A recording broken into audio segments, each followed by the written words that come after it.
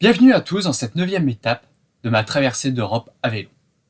Dans cette vidéo, je vais vous présenter le pays qui m'a le plus touché de mon voyage, l'Albanie. C'est plutôt son peuple qui m'a touché, par sa gentillesse, son accueil si chaleureux. Bon, malheureusement, dans la vidéo, j'aurais du mal à vous faire percevoir.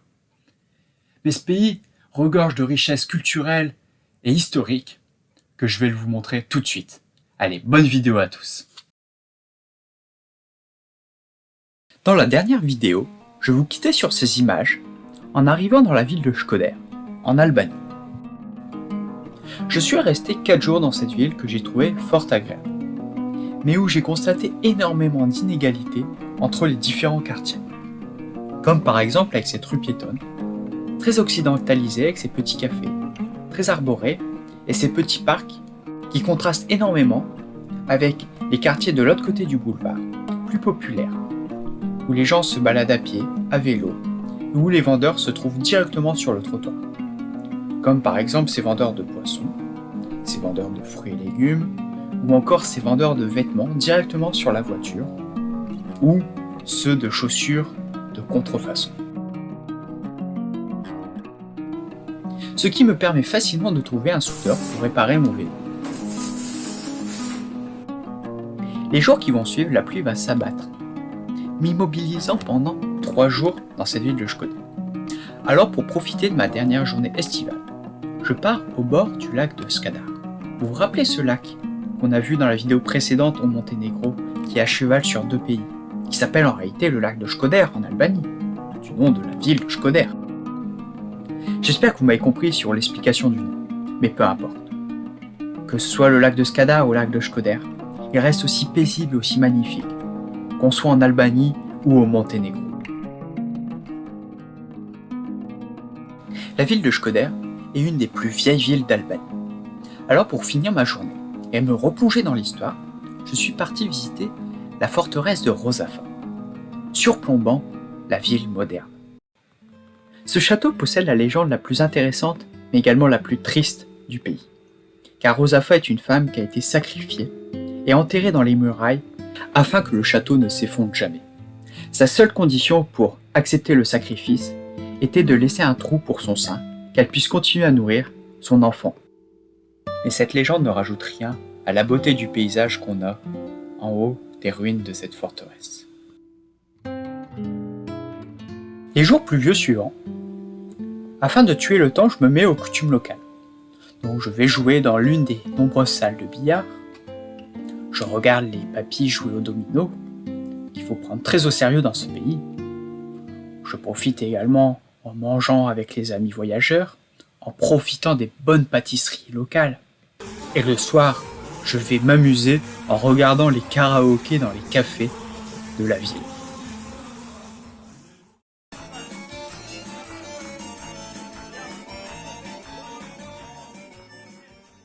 Donc après avoir été bloqué pendant 3 jours dans cette ville de Shkodër, j'ai enfin pu reprendre le vélo et faire une grosse étape de près de 100 km. Et cette journée fut tellement mémorable pour moi, par les rencontres, par la richesse culturelle, par les paysages traversés.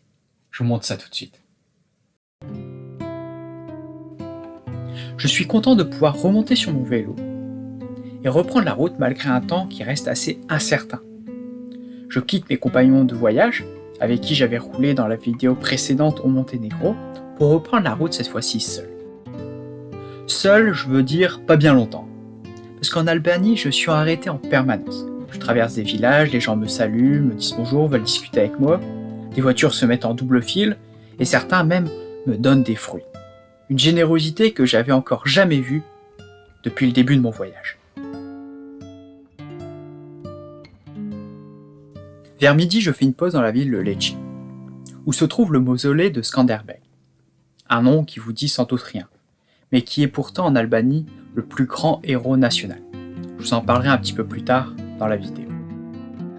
Mais dans cette ville, je suis rapidement l'attraction des locaux. Les gens viennent me parler, les enfants me disent bonjour, veulent me parler en anglais, et j'ai même des demandes en mariage. J'avoue que c'est très agréable, mais c'est assez usant d'être en permanence sollicité. Je reprends donc rapidement la route, sur des chemins ruraux, parfois cabossés, même souvent cabossés.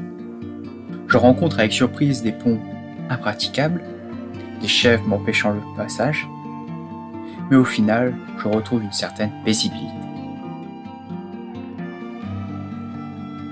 Finalement, cette journée extraordinaire, tellement riche en rencontres, que malheureusement je n'arrive pas à rendre ici en images, tellement longue en kilomètres, tellement intéressante par l'histoire, tellement magique par les paysages traversés, qu'elle me semble merveilleusement interminable. Alors, en fin de journée, fatigué et épuisé, je me suis retrouvé sur ce chemin de terre. Ne me demandez pas pourquoi et comment, mais je me suis retrouvé au milieu d'une carrière de pierre, presque impraticable.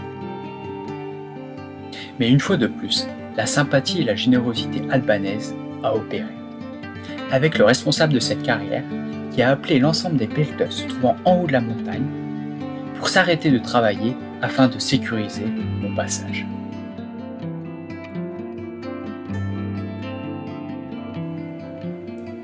J'arrive ainsi, la nuit tombée, exténué, dans la ville de Kroué.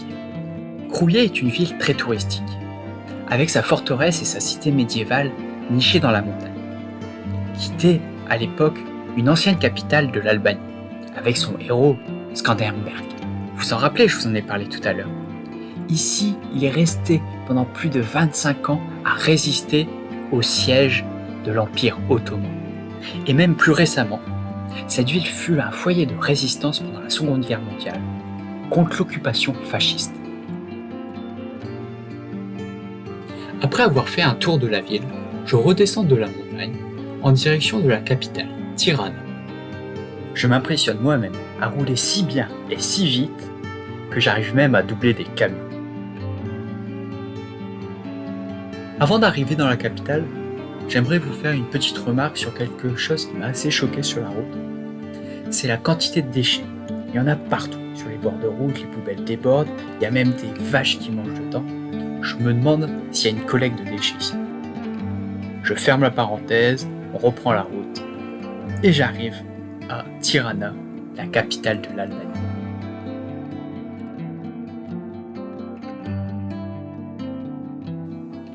Mon entrée dans la capitale se fait finalement par les coulisses, en empruntant ce pont en bois fait de tout et de rien. J'ai donc du mal à croire que de l'autre côté de cette rive se trouve la capitale de l'Albanie.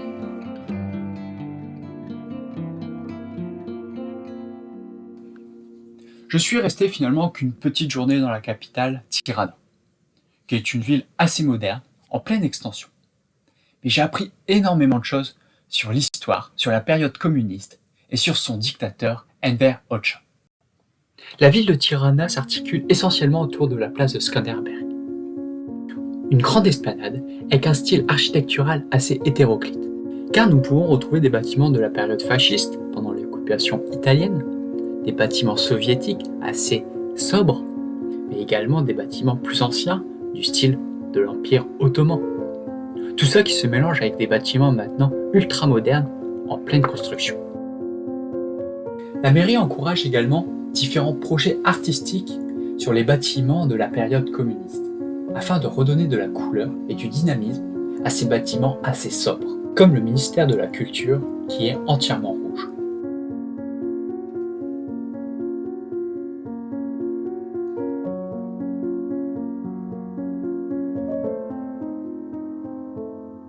Je suis allé ensuite visiter Bunkart, un bunker aujourd'hui transformé en musée, mais qui avait été construit par Enver Hoxha, le dictateur.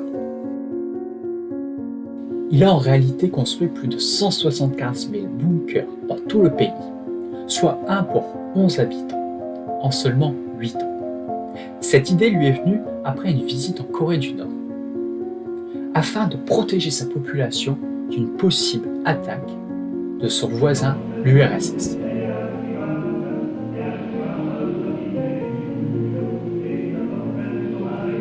Ce bunker immense, sur plusieurs étages souterrains, avec salle de spectacle et cinéma, est l'endroit le plus angoissant que j'ai vu, comme par exemple son bureau et sa chambre privée.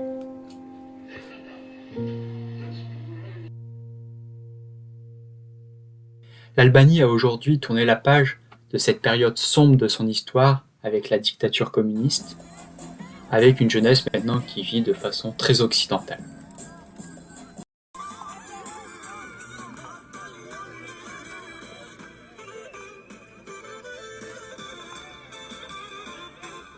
Après cette pause culturelle dans la capitale, je reprends mon vélo en direction de la Macédoine. Pour cela, je dois traverser la chaîne de montagnes, les Alpes albanaises.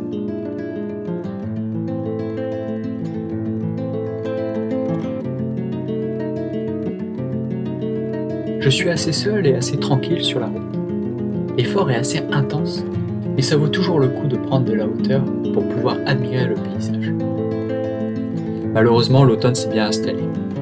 Il fait bien plus froid, la pluie arrive, et je finis ma route jusqu'à la ville d'Elbasan, sous un déluge, sous des grêles, d'un nuage de brouillard, complètement congelé, tremblant de froid.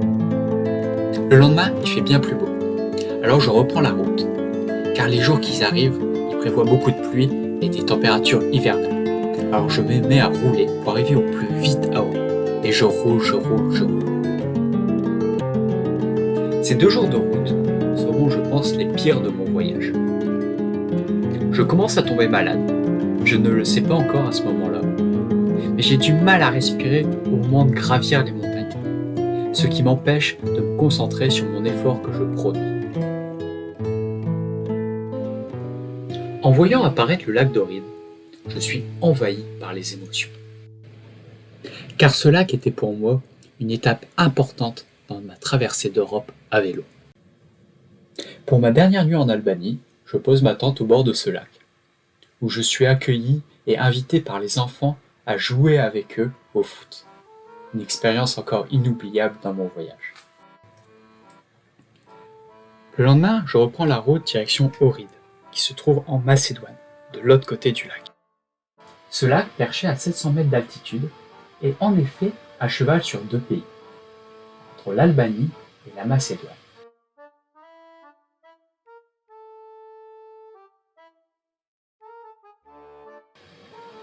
Ce lac est d'autant plus intéressant car il fait partie des 3 plus vieux lacs du monde, avec le lac Titicaca et le lac Baïkal.